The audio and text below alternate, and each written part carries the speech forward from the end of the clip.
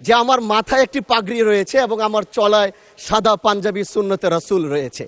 এটার জন্য হয়তো তিনি আমাকে ওইভাবে জঙ্গি বলে সম্বোধন সে আমাকে করেছে। আমি মনে করি আল্লাহ নবীর সুন্নত এবং এই পোশাক কোনোদিন জঙ্গির অ্যাসেম্বল হতে পারে না। জানো সবাই। সাইদুদ্দিন আহমদ হানজালা,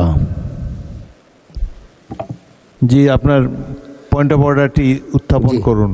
জি, আসসালামু আলাইকুম রহমতুল্লাহ। মাননীয় স্পিকার, আপনাকে ধন্যবাদ। আমি প্রথমবার দাঁড়িয়ে কথা বলছি। আসলে এভাবে কথা বলতে চাইনি, চেয়েছিলাম যখন আমার সময় আসবে আনুষ্ঠানিকতার ভাবে একটু সুন্দরভাবে কথা বলবো।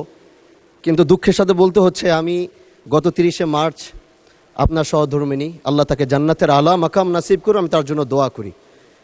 তিনার জানাজায় আমি এসেছিলাম এবং উপস্থিত হয়েছিলাম। দক্ষিণ প্লাজা থেকে যখন আমি ভিতরে ঢুকবো, একদম কাছাকাছি পিছন থেকে কেউ একজন আমাকে সম্বোধন করছিল, ওই যে জঙ্গি এমপি যাচ্ছে।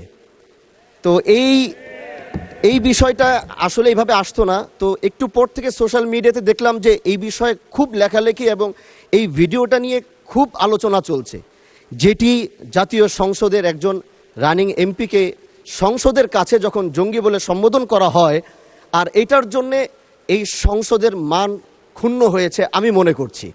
এজন্য আমি আপনার কাছে একটি অনুরোধ করব, আমাকে জঙ্গি বলার কারণটা আমি যতটুকু মনে করলাম যে আমার মাথায় একটি পাগড়ি রয়েছে এবং আমার চলায় সাদা পাঞ্জাবি সুন্নতে রাসূল রয়েছে। এটার জন্য হয়তো তিনি আমাকে ওইভাবে জঙ্গি বলে সম্বোধন সে আমাকে করেছে। আমি মনে করি আল্লাহ নবীর সুন্নত এবং এই পোশাক কোনোদিন জঙ্গির অ্যাসেম্বল হতে পারে না। জানো সবাই।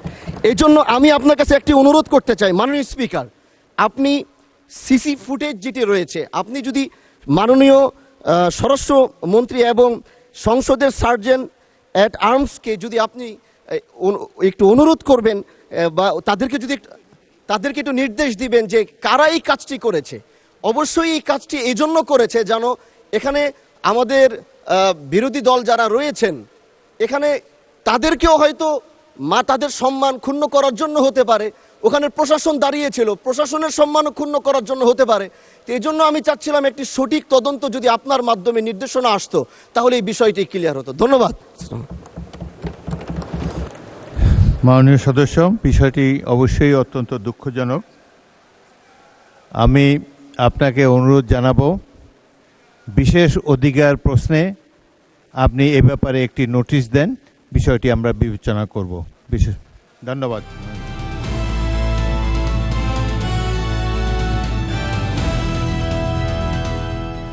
দিনাজপুর টিভি, মানুষের জীবনের কথা বলে।